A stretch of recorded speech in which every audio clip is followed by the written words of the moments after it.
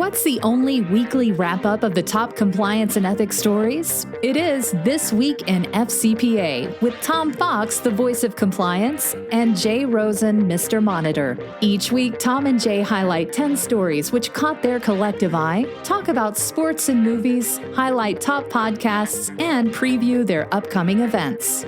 Join This Week in FCPA each week for a one-stop review of the week's compliance and ethics highlights. This Week in FCPA is a production of the Compliance Podcast Network. In this episode of This Week in FCPA, we take a look at the following stories. Big corruption trial and great lawyer gossip going on in London. Harry Casson revisits the FCPA Top 10. The Gdpr turns 3. Tom and Jonathan reflect on life with Gdpr, and Neil Hodge in Compliance Week. More antitrust troubling the world of chicken producers. What is the intersection of ESG and compliance? I explore that in several blog posts this week. How to lessen ransomware and extortionware attacks. The DFS fines an insurance company for data breach violations. Internal reporting is down. What does this mean? Caremark developments and the imperative of regular risk review by a board of directors. And what is Bizarro malware? All this and more on This Week in FCPA.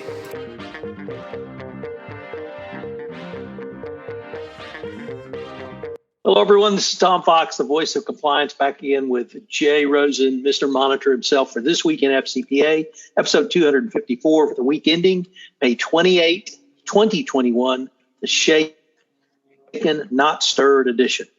As our thoughts turn towards Memorial Day and what it represents, we contemplate James Bond streaming on Amazon. Jay is podcasting now from a disclosed location, and we're back to take a look at some of the week's top compliance and ethics stories, which caught our collective eyes. Jay, what say ye? It appears that Amazon is buying 007 and the other films. So my question now is, what happens to Paramount and Universal? Who's going to gobble them up next? Gobble, gobble, gobble, gobble, gobble, gobble, gobble. The turkey edition is coming. I can feel it. All right. Shall we just go ahead and hit it? Hit it hard, man. Go for it. All right. Well, our first story is just a deliciously gossipy lawsuit that is occurring in London. The mining conglomerate giant ERC is suing its former lawyer and the Serious Fraud Office. It's one of those stories, Jay, that if you had written a screenplay on this, probably couldn't have been sold because it would have been too implausible. But here's the story. ENRC has a lawyer who's going to do an internal investigation for him or for the company. And that lawyer is Neil Gerard. Neil Gerard gives a fixed fee for the internal investigation, and we're now talking about 2010 timeframe. And he then uses this asset of the internal investigation to move to another law firm called Deckard. And he negotiates a alleged $3 million or £3 million annual salary for a 3-year period. He goes to Deckard and begins his internal investigation.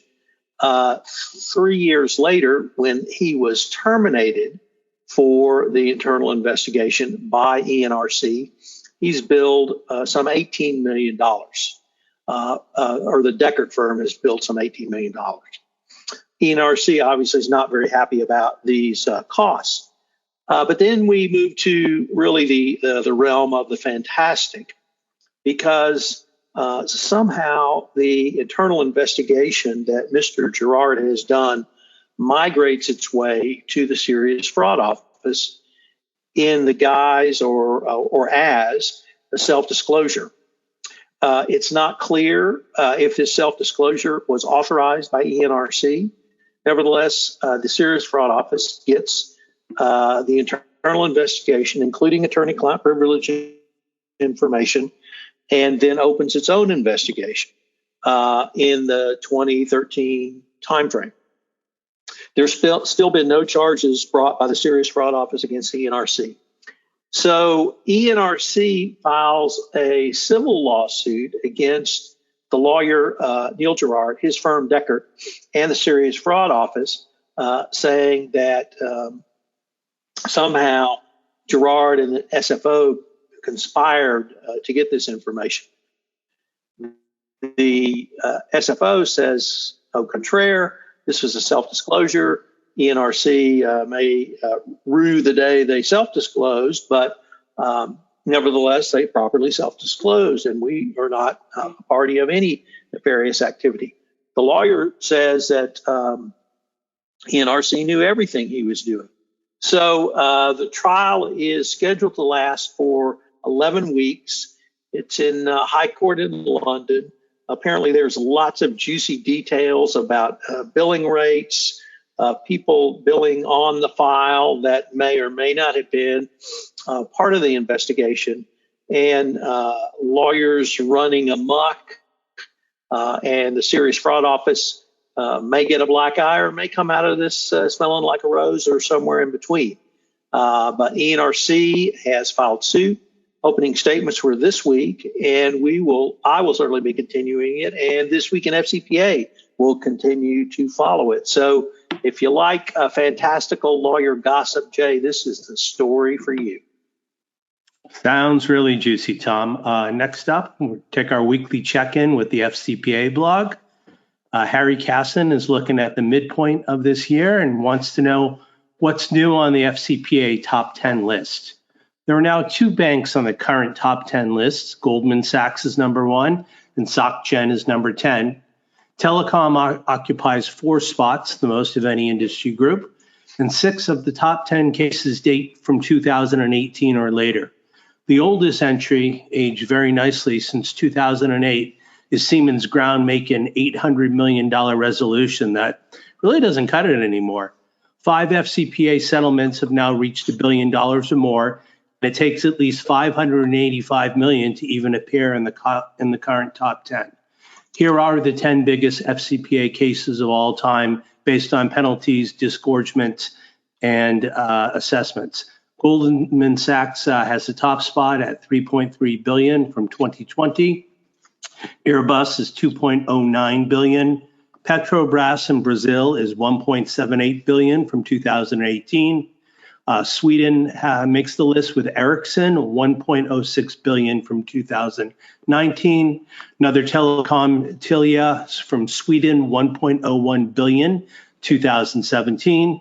MTS Telecom from Russia, $850 million from 2019.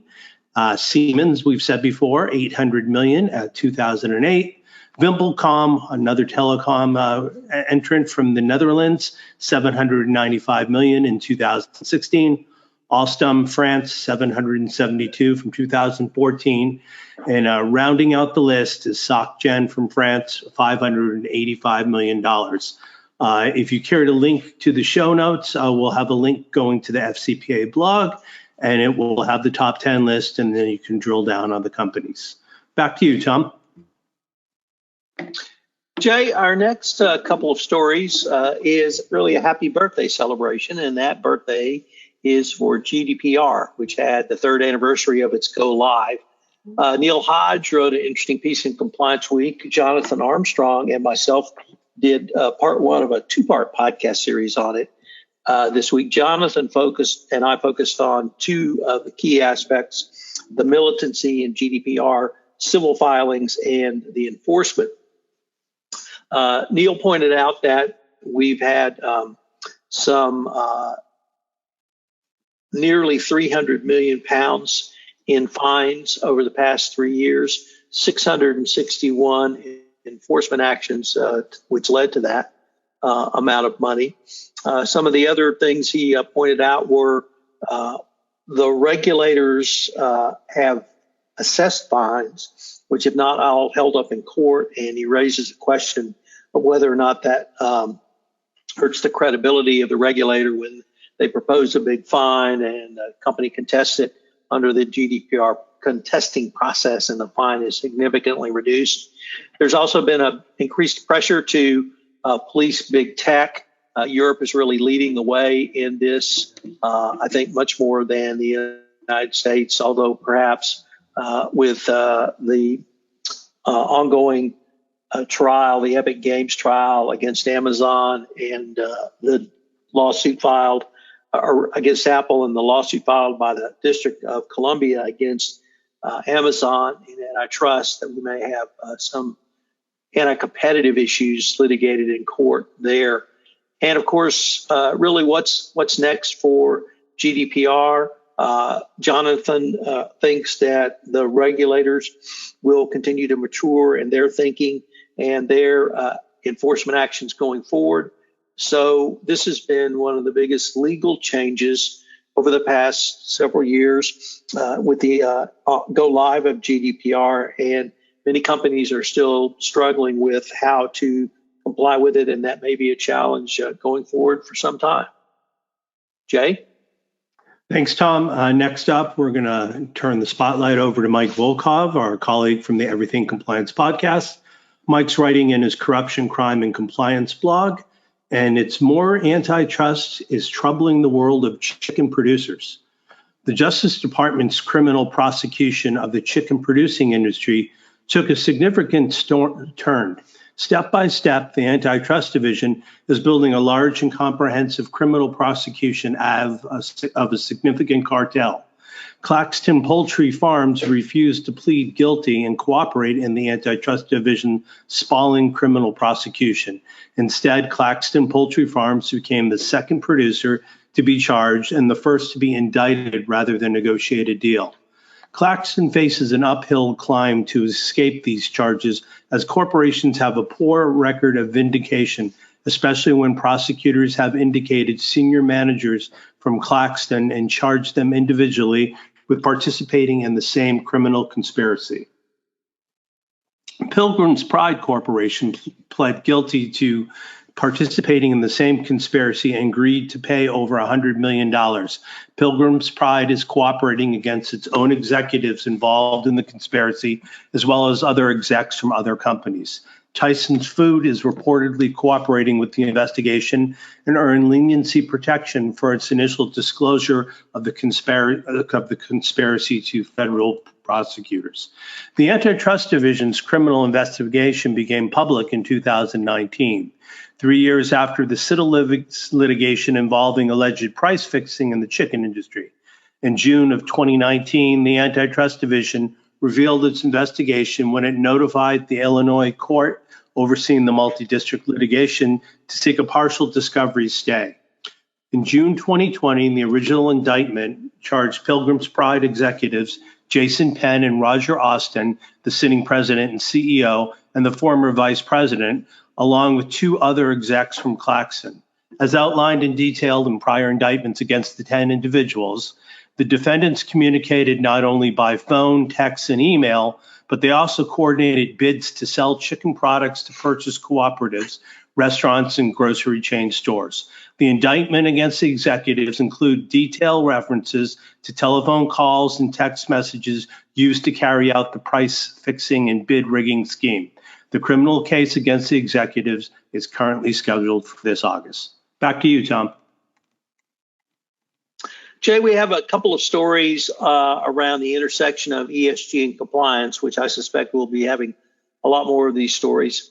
Matt Kelly weighed in on the SEC comments around ESG reporting and how that impacts compliance. I took a look at a little bit more of a deep dive into what the role of the compliance function and the CCO is in the world of ESG. And Jay, really, I think that the compliance function and the CCO are most well suited to lead the ESG corporate effort. Certainly, the regulators have made clear, the Securities and Exchange Commission have made clear, and as Matt pointed out, that they expect more robust reporting, and there will be robust SEC enforcement if the reporting is substandard. But the skills of a compliance professional really lend themselves to heading ESG. We've had a couple of pretty prominent CCO types. Paige Moats at Dell moved over to become the head of global sustainability, and Kim Yapchai, the CCO at Tenneco, took on the additional role of heading our senior VP, Chief Environmental, Social, and Governance Officer, in addition to a role as the CCO. And when you think about sort of the skills of a CCO or a compliance professional, they really lend themselves to leading ESG. One of the most basic functions in compliance is due diligence, and that's something that is going to be required in ESG. And it really boils down to how do you document your steps and your sustainability efforts, your environmental efforts. And then in governance, you need to have a sustainable governance approach that avoids predictable surprises of repeat compliance failures. And that's certainly something that every compliance practitioner tries to achieve. And then really think about compliance is on the corporate edge of risk management. And while risk management has been traditionally seen as helping companies to avoid legal and compliance risk, it's really now seen much broader. And if you add on the Business Roundtable statement on the purpose of a corporation, you now have multiple stakeholders. So if the biggest risk is a reputational risk, you can see how the CCO and compliance professional and a robust compliance program can help manage these risks going forward. So I really see a lot for the compliance professional in the realm of ESG, and it's something that I think we'll probably all be having to look at much more closely going forward. Jay? Totally agree with that, Tom. Next up, we've got an article coming to us from Corporate Compliance Insights by Rob, and I hope I don't butcher his last name, Shavel. And what he's going to be talking about is how to lessen extortionware attacks. So this is especially timely in light of the recent Colonial Pipeline hack that we had. And Rob talks about what organizations need to know about the growing cybersecurity threat.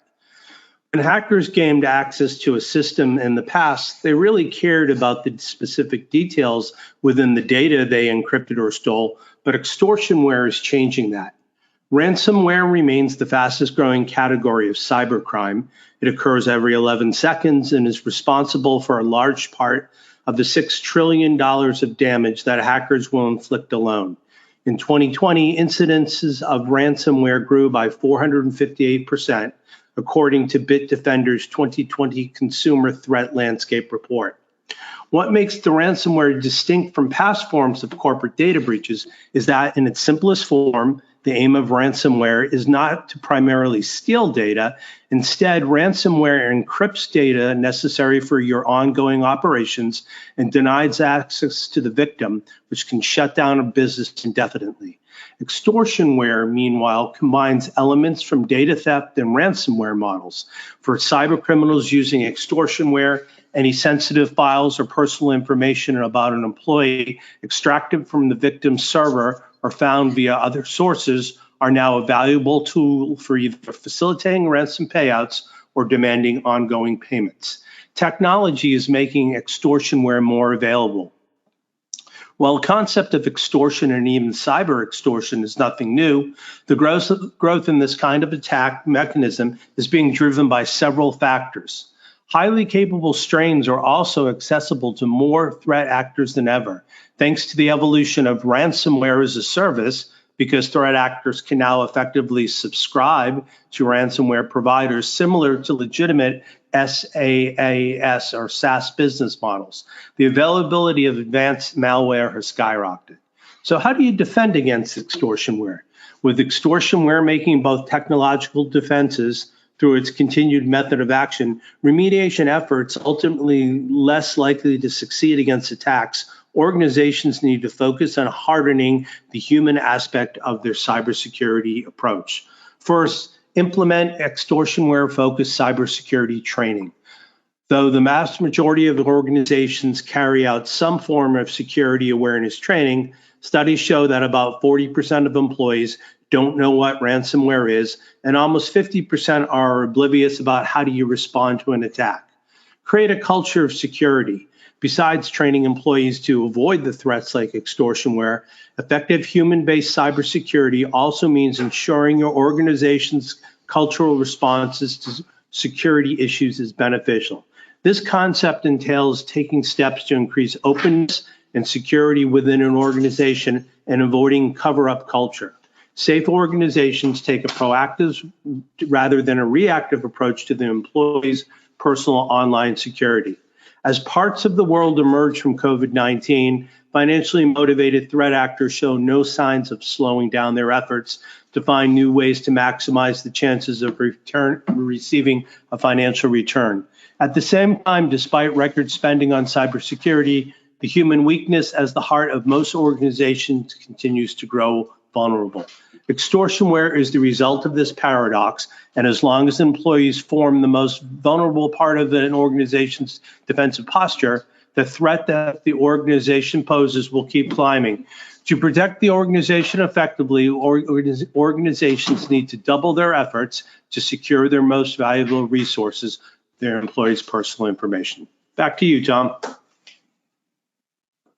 So, Jay, we had another enforcement action from the state of New York Department of Financial Services, and it involved First Unum Life Insurance Company and Paul Revere Life Insurance Company. And First Unum had a hack, which they investigated. They promptly reported to the DFS, and they instituted a solution, which was multi-factor authentication. They subsequently had a second hack, and they determined that the multi-factor authentication that they had implemented as part of the remediation from the first hack, and I should also note as required by state of New York regulations, was ineffective, and the hackers got around the multi-factor authentication. And then also First Unum certified to the Department of Financial Services that they had fully implemented an appropriate remediation, which of course was the multi-factor authentication. So they were fined $1.8 million, and really I think drove home some important lessons for every corporation, not simply those that do business with or rather are regulated by the DFSJ, because I think this is the DFS is really leading the country in data security, data protection, dialogue, regulations, and enforcement actions from the state level. And the multi-factor authentication is just a basic remediation tool, and it's a basic tool to help stop these types of hacks. So in addition to those regulated by the DFS, and interestingly, these are insurance company cases, not financial services cases, but the DFS also regulates insurance companies, so that's how First Unum got into hot water with the DFS. But I think compliance practitioners need to study these. They need to take a look at the DFS regulations because they lay out the framework for a data protection compliance program. And if a regulator is going to come knocking from your state, or if you have a hack and you get sued, if you utilize the basic format required by the DFS, at least you've got a defensible starting point. So an interesting case, certainly significant for those financial services, banks, and insurance companies regulated by the DFS, but also I think it has broader application that I hope our compliance colleagues will study going forward. So next up, Tom, we've got an article from Navex Global's Risk and Compliance Matters blog. This is written by Andrew Burt, and internal reporting is down. What does that mean for your compliance program? This year, Navex Global's annual Incident Management Benchmark Report delivered a remarkable finding. For the first time in the history of the study, the median number of internal reports declined from 1.4 reports per 100 employees to 2019 to 1.3 reports in 2020. So what does this number mean for your organization? That's a difficult question, especially in a year as dynamic as 2021. The simple answer is that there is no simple answer, and that it means something different to every organization. So here are 3 questions you should ask to get an idea of where your company stands. Given these differences, it's important to consider key variables when applying the latest benchmarking data to your own internal report volumes. Begin by asking the following questions. Number 1, how did your report volume change over time? Look at your percentage of total report volumes on a month-to-month basis. What changes do you see? Knowing how your reporting changed over time can help you separate the signal from pandemic-related noise. Number 2, how does your reporting compare to industry peers? According to Gartner, 88% of organizations worldwide mandated or encouraged all their employees to work from home. However, employees in some businesses, including those in healthcare, manufacturing, transportation, and warehousing, weren't able to work remotely. These organizations generally saw their report volumes increase, even as business overall saw them drop. And 3, how does your reporting vary by category? Also important when reviewing your incident management performance is to examine your reports by allegation category. Fewer reports do not necessarily mean fewer incidents. Even after placing your report volume in the proper context, assessing its impact and implications can be difficult. Too often, the default interpretation of declining report volumes is uncritically positive, that fewer reports mean fewer incidents. Experienced compliance professionals understand that that is not necessarily the case. In fact, recent studies indicate the reverse is true. This is especially important in light of the most recent reporting from the SEC. In its 2020 report to Congress, the SEC confirmed its Office of the Whistleblower received 6,911 tips in the last financial year, a 33% increase from fiscal year 2019. Those tips resulted in record-setting awards paid out to the largest number of whistleblowers in the program's history. These unprecedented highs in external reporting should give caution to anyone inclined to believe that the lower report volumes we saw in 2020 were the result of fewer incidents. In fact, this most likely means that the compliance programs will have to work even harder to encourage employees to speak up. This year's benchmarking gives some valuable insights into how you can equip your incident management program to best capture reporting. Don't know where to start? Try by 1. Track all sources. Year after year, NAVIX consistently sees organizations that track reporting from all sources, including open door and manager submissions, see higher median and report volumes than those that only track the web and the hotline. Second, leverage non-hotline reporting.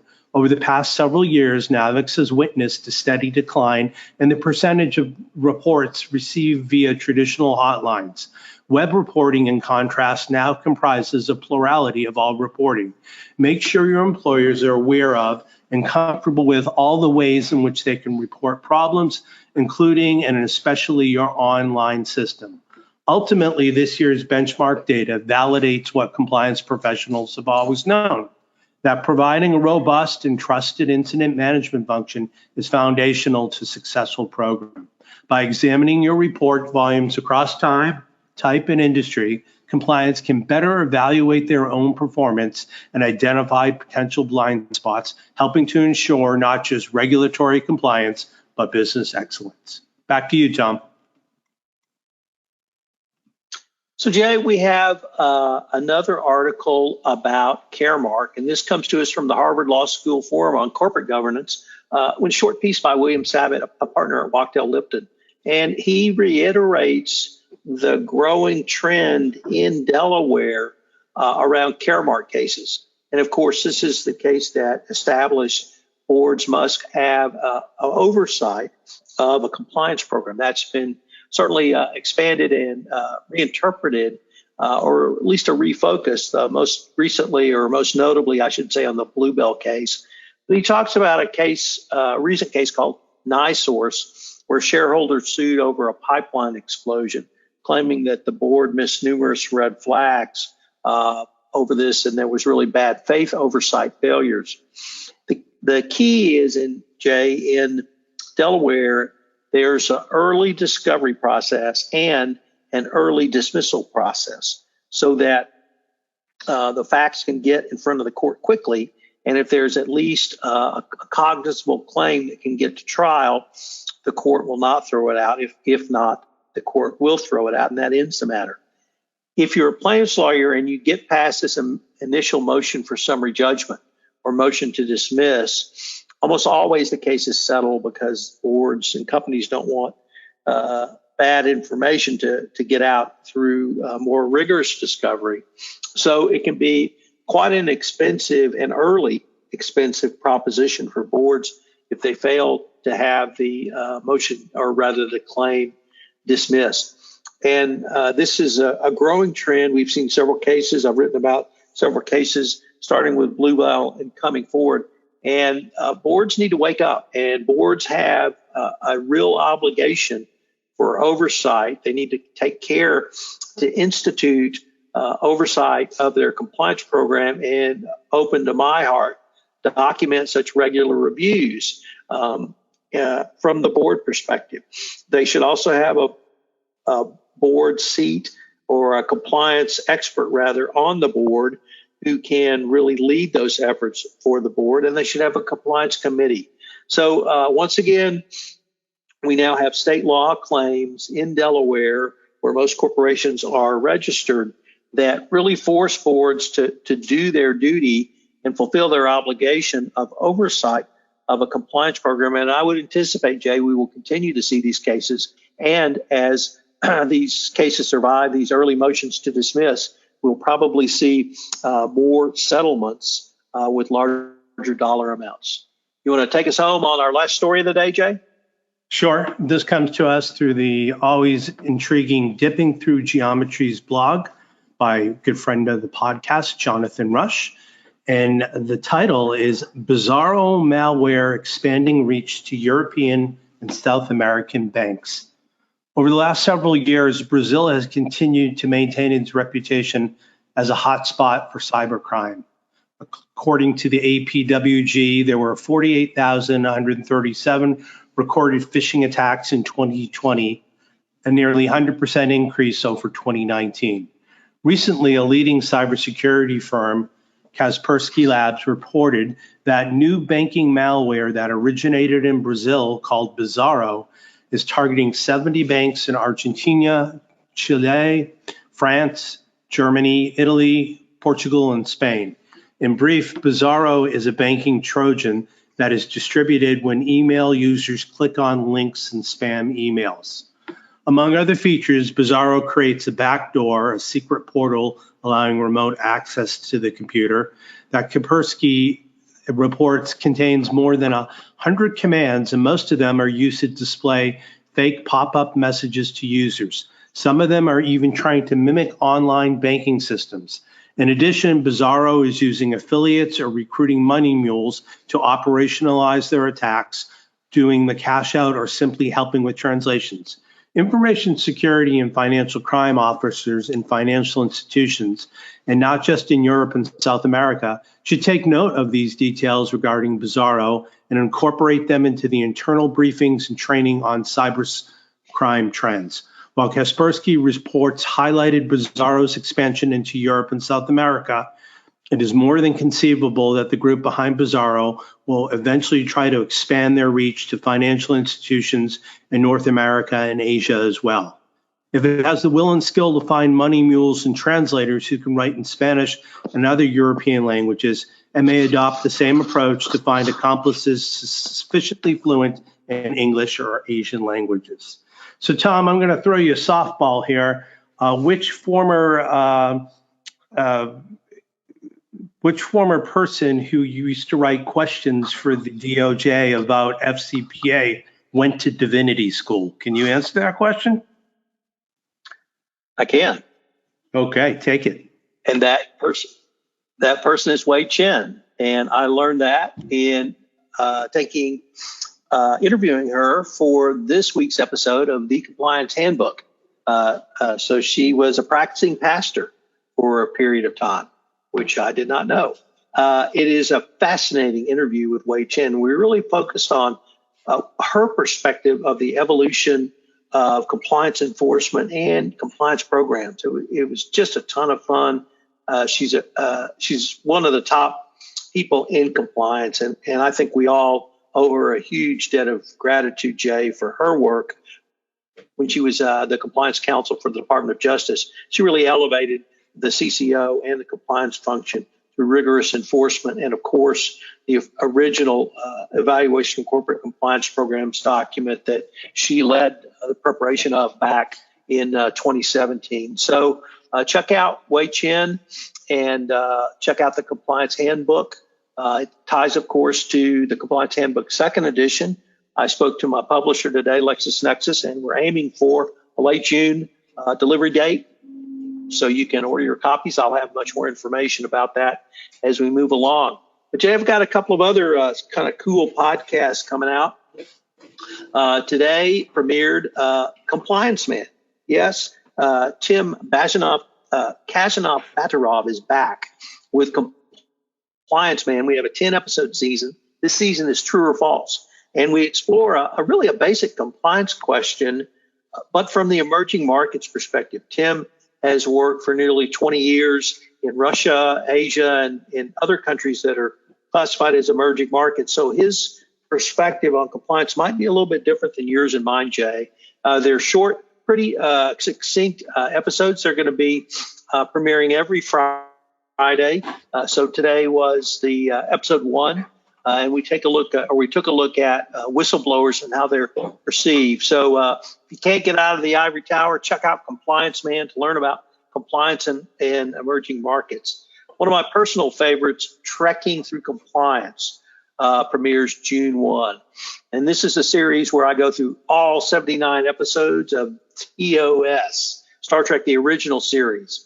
It will go out each day, and it's a short, sort of 8 to 10 minutes. I summarize each episode, and I give you 3 key compliance, leadership, or governance lessons from that episode. It's a ton of fun to do, a lot of work, but it's still a ton of fun because, Jay, I have to rewatch every episode, much to my wife's consternation. So check out Trekking Through Compliance, Set Phasers to Compliance, starting June 1. Any webinars you want to tell us about? Yeah, we've got something interesting coming from K2 Integrity, and this is going to be on June 9th. And you're going to hear from a team of experts who discuss the benefits of taking a holistic and programmatic approach to preventing, detecting, responding to, and remediating insider threats. So in the show notes, there's some more information on this webinar, and there's a link to sign up. And as Tom earlier told you, that as the date comes more into focus when the Compliance Handbook second edition will be available for pre-sale, we have a special code for our listeners, FOX25, FOX25. And if you follow the links in the show notes, you will be able to purchase your Compliance Handbook second edition, and you will also get a 25% discount. So that's what I've got on my end. If you'd like to reach Tom, he is the voice of compliance, and he can be reached at tfox@tfoxlaw.com.